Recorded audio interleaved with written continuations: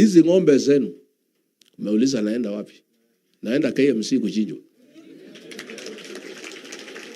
KMC ni ya serikali, inasimamiwa na wanajeshi.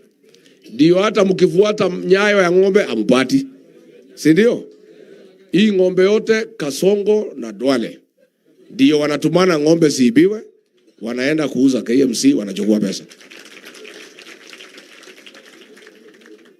Na wale wanajeshi wako pale, mnatukosea.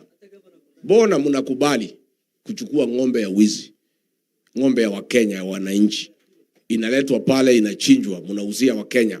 Alafu mwanaipa huyu gavana Guyo na wengine pesa.